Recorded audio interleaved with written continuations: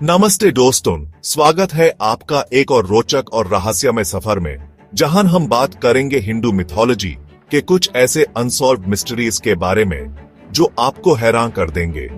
क्या आपने कभी सोचा है कि कैलाश पर्वत के ऊपर कोई क्यों नहीं जा सकता? या पुष्पक विमान क्या सच में एक एंशिएंट एरोप्लेन था? और द्वारका श्री कृष्णा की वो नगरी जो समुद्र में डूब गई थी, क्या वो हकीकत थी? और काल चक्रा, क्या ईएस में टाइम ट्रैवल के क्लूज हैं?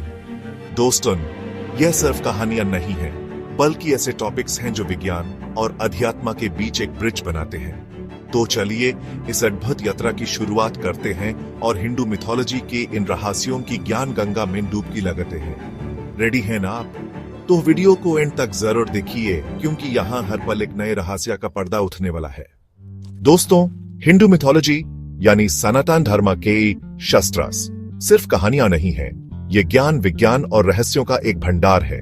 आज हम डिस्कस करेंगे ऐसे कुछ मिस्ट्रीज जो शायद आपने पहले नहीं सुनी होंगी। हमारे पुराने ग्रंथ जैसे कि वेद, पुराण और इतिहास के एपिक महाभारत और रामायण में ऐसी घटनाओं और स्थानों का वर्णन है जो आज भी रहस्य बने हुए हैं। क्या ये सिर्फ कल्पना है या फिर इनमें कुछ सच्चाई भी है? आइए इस वीडियो में हम साथ मिलकर इस सवाल का जवाब ढूंढने की कोशिश करते हैं और जानते हैं ऐसे ही कुछ रहस्यों के बारे में जो आपको हैरान कर देंगे। कैलाश पर्वत का रहस्य। हिमालय की गोद में स्थित कैलाश पर्वत एक ऐसा स्थान है जिसे हिंदू धर्म में बहुत ही पवित्र माना जाता है। ये भगवान शिव का निवास स्थान है और इसकी खूबसूरती देखते ही बनती है। पर यह पर्वत अपने अंदर कई रहस्य भी छुपाए हुए है। कहा जाता है कि कैलाश पर्वत पृथ्वी का केंद्र है और यहाँ से ही सारी ऊर्जा प्रवाहित होती है। कई लोगों ने यहाँ अजीब आवाजों के सुनने का दावा किया है, जैसे कोई घंटा बज रहा हो। और सबसे बड़ी बात, आज तक कोई भी इंसान इसकी चोटी पर नहीं चढ़ पाया है। साइंटिस्ट का कहना है कि कैलाश पर्वत एक नेचुरल पिरामिड है जो अर्थ की मैग्नेटिक एनर्जी को एम्पलीफाई करता है, लेकिन ये अभी भी एक अनसॉल्व्ड मिस्ट्री है। पुष्पक विमान, क्या यह एंशिएंट एरोप्लेन था? रामायण में आपने पुष्पक विमान के बारे में सुना ही होगा, जिसमें बैठकर रावण सीता माता को लंका ले गया था। ये एक ऐसा विमान था जो हवा में उड़ सकता था और पलक झपकते ही एक जगह से दूसरी जगह पहुंच सकता था। क्या आपको पता है कि ऋग्वेद और समरंगण सूत्रधार जैसे ग्रंथों में भी विमान बनाने की विद्या का वर्णन मिलता है? इनमें ऐसे डायग्राम्स और डिटेल्स हैं जो आज के एरोप्लेन से मिलते जुलते हैं।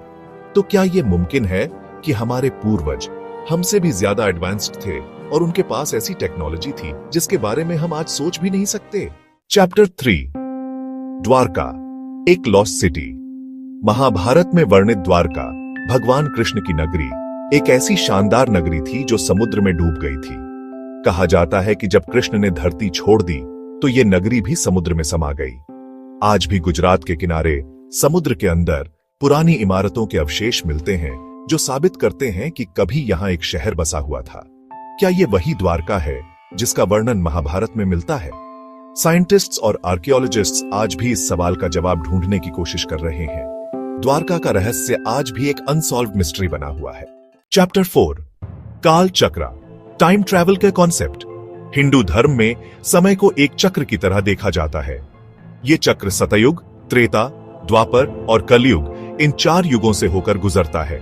हर युग की अपनी अलग अलग विशेषता होती है और हर युग के अंत में दुनिया का विनाश होता है और फिर से नई शुरुआत होती है। क्या आपको पता है कि यह कॉन्सेप्ट मॉडर्न साइंस के थ्योरी ऑफ सिक्लिकल यूनिवर्स से मिलता जुलता है? क्या यह मुमकिन है कि हमारे ऋषि मुनियों को समय की गहराइयों का ज्ञान था? टाइम ट्रैवल आज भी साइंस फिक्शन का हिस्सा है, लेकिन क्या पता एंशिएंट इंडिया में इसके राज छिपे हुए हों? अब तो दोस्तों, ये थी हिंदू मिथोलॉजी की कुछ अनसॉल्व्ड मिस्ट्रीज जो हमें एक अलग दुनिया का एहसास कराती है। ये कहानियां हमें ये सोचने पर मजबूर करती हैं कि हमारा इतिहास कितना एडवांस्ड और रहस्यमय था। आपको इनमें से कौन सा मिस्ट्री सबसे ज्यादा इंटरेस्टिंग लगा? कमेंट्स में जरूर बताएं। और अगर आप और ऐसे ही वीडियोस देखना चाहते हैं तो चैनल को सब्सक्राइब करें और बेल आइकॉन दबाएं। मिलते हैं अगले वीडियो में, तब तक के लिए नमस्ते।